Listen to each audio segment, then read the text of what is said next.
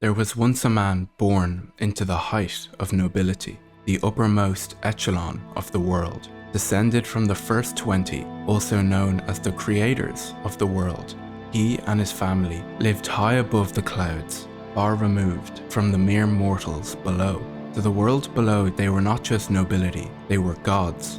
But his life would soon take a dark turn, as his family would abandon their divine lineage and descend down amongst the mortals, void of their godhood, stripped of their status, their protection, and their divinity. And it was in this new and unfamiliar world where this man's life would change drastically, as he would go on to sacrifice everything for someone else, a mortal.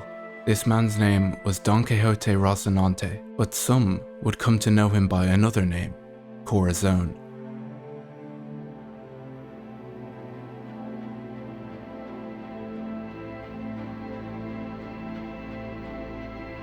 Rosinante was born as the second son of Don Quixote Homing, of the Don Quixote family. When Corazon was just 6 years old, his parents made the decision to renounce their titles as celestial dragons and move below the red line to live amongst ordinary people.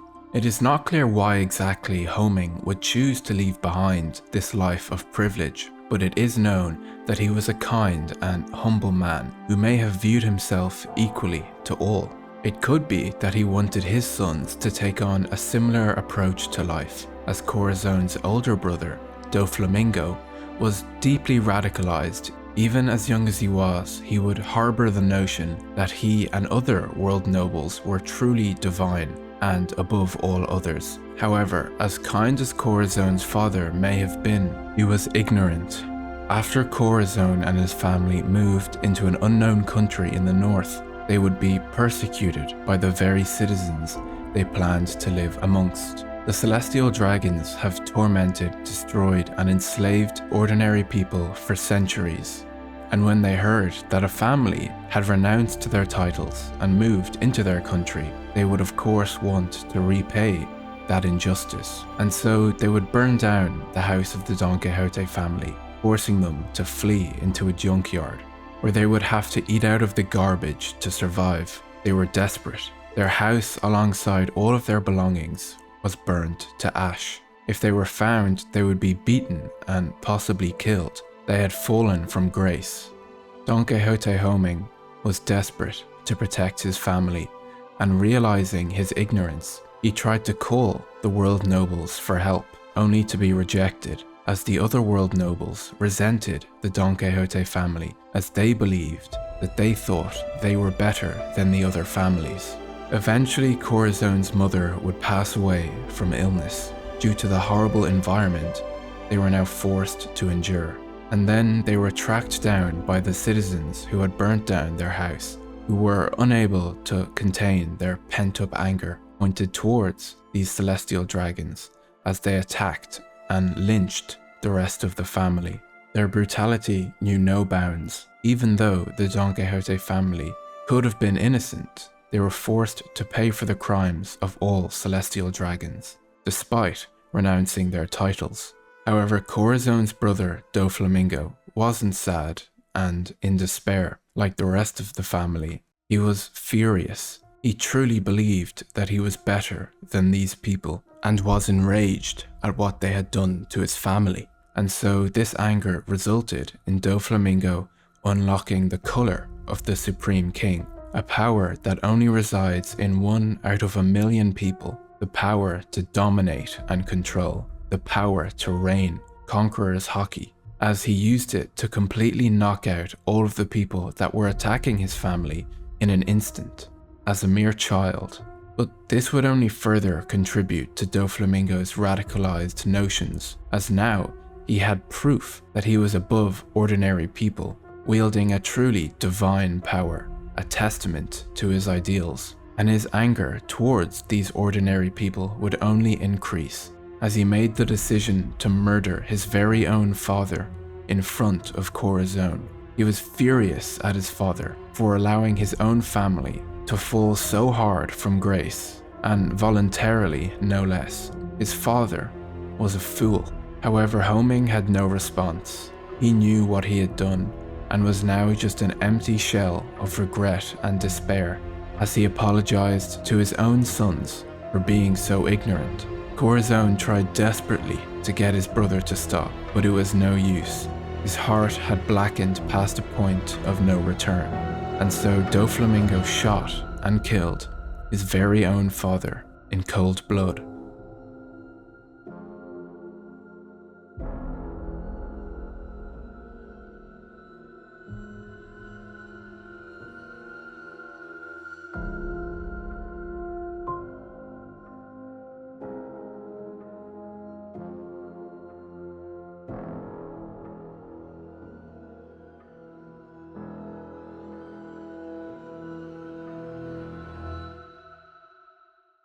Corazon was left utterly heartbroken. He had lost both his parents and also his brother, as Doflamingo had become unrecognizable.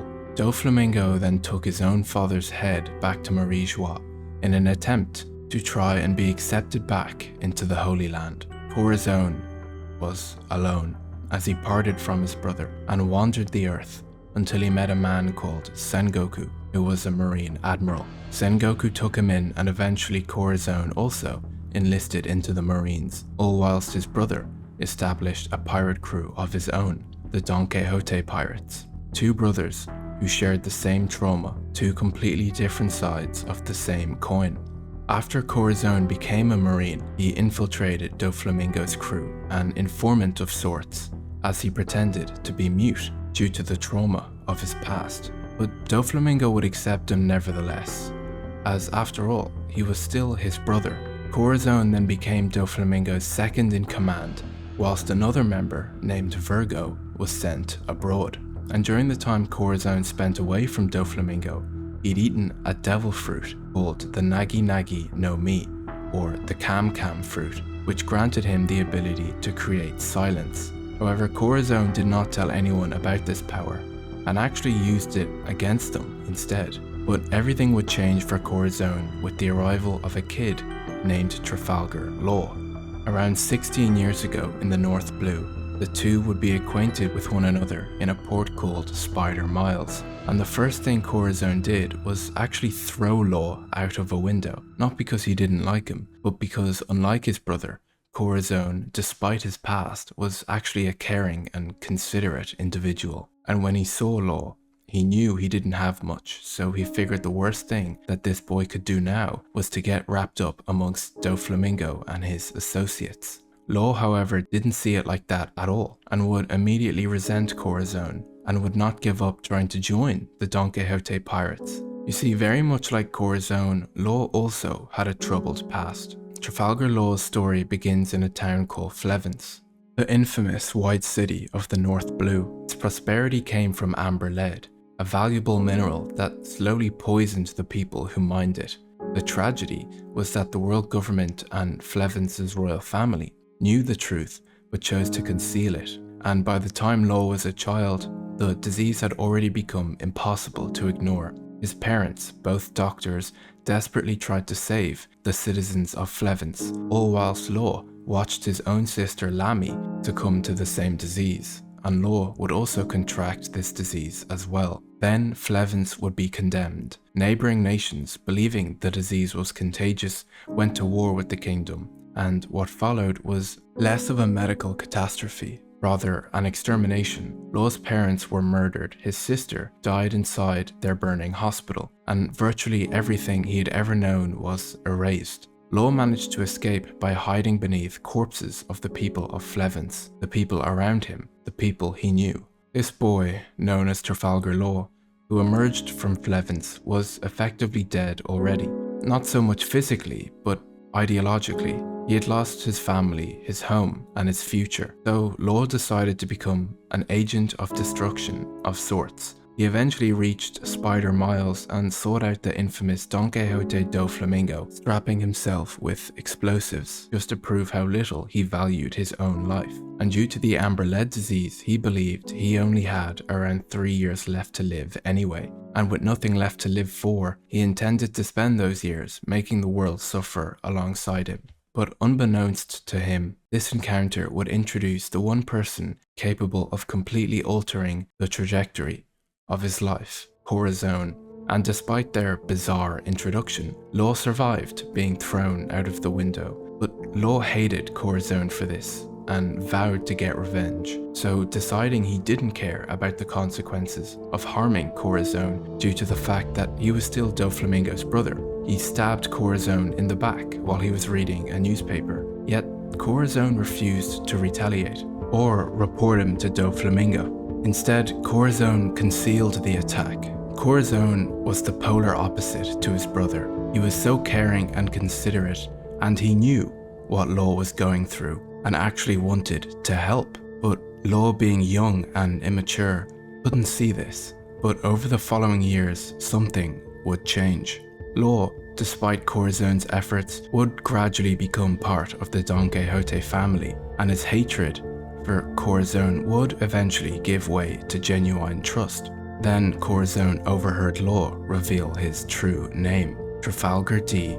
Water Law, and this revelation would change everything, as unbeknownst to Law, Corazon and Doflamingo were actually world nobles. Of course, Corazon renounced that title long ago, but his brother, despite being exiled, still believed in world noble superior ideology. And the problem with Law's sudden revelation was that when they were younger, they were told stories that those bearing the name of D were the direct enemies of gods, the enemy of Doflamingo. Upon hearing this, Corazon revealed that he never had actually been mute and secretly told Law the truth about Doflamingo. He explained that he had infiltrated his brother's crew with one objective: to stop Doflamingo's descent into madness as an informant on behalf of the Marines. Corazon feared that Law would turn down a dark path under Doflamingo's influence, so he desperately urged him to flee. But Law, young and immature, refused and was even angry at Corazon, saying that he had betrayed the Donquixote pirates and threatening to expose Corazon's secrets to Doflamingo in the process.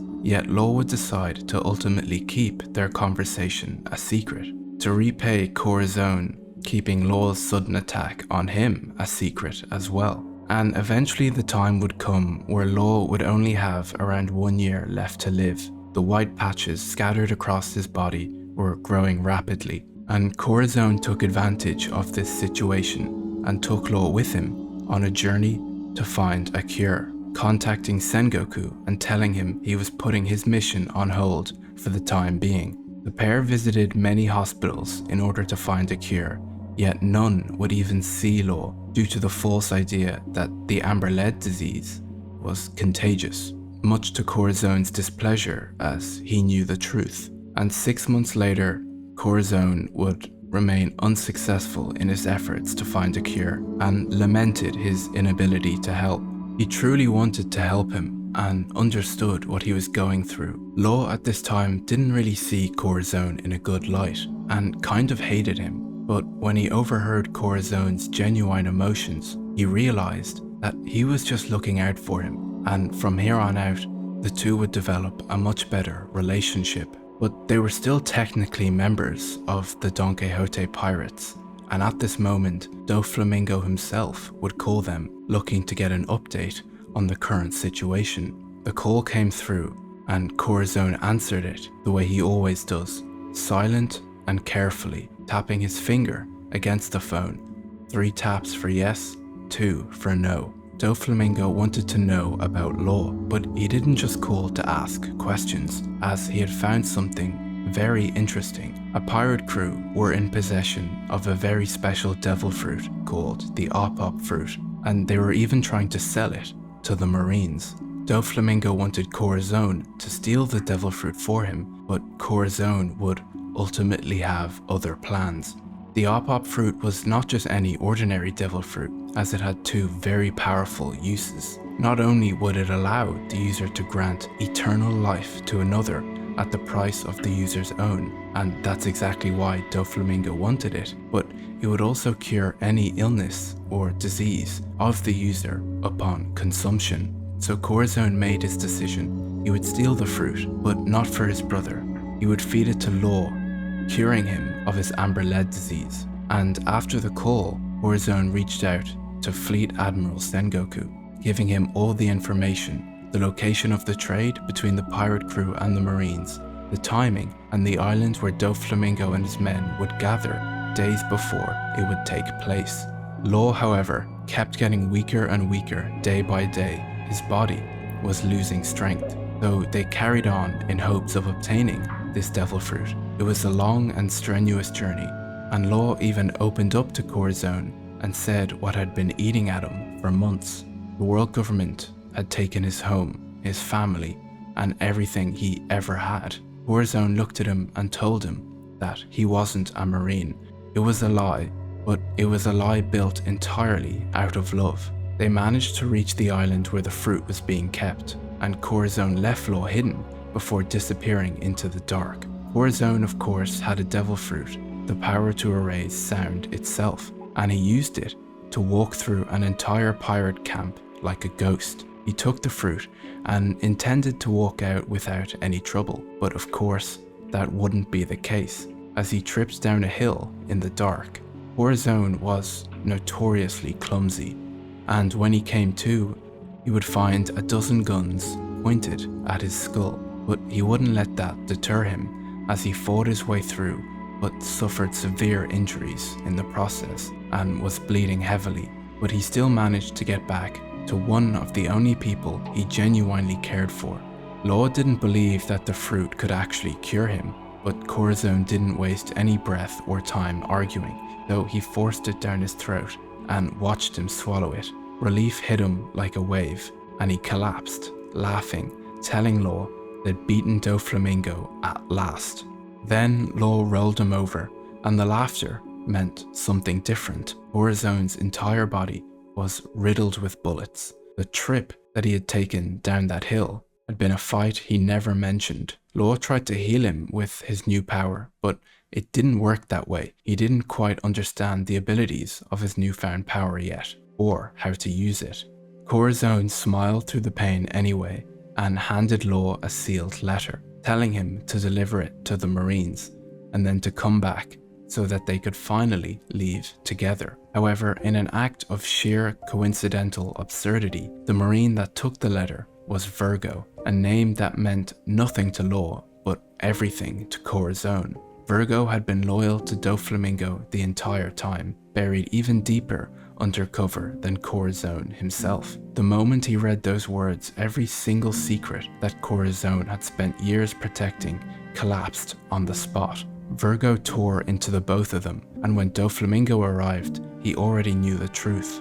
His own brother had betrayed him. Doflamingo then used a power that he had obtained by eating a devil fruit of his own, the string fruit, and unleashed a birdcage, a power that would effectively seal and cut off the entire island. However, he had no idea that Law had already eaten the prized devil fruit. Corazon understood in that instant, as soon as he saw the birdcage, that there was no version of this story where he lived. So he stopped focusing on himself, focusing only on Law's survival. He hid Law inside a treasure chest and silenced it so nothing could give him away, and then let himself be caught as bait. And when Doflamingo found him, Corazon finally said the words he'd buried deep inside for years. He was a Marine.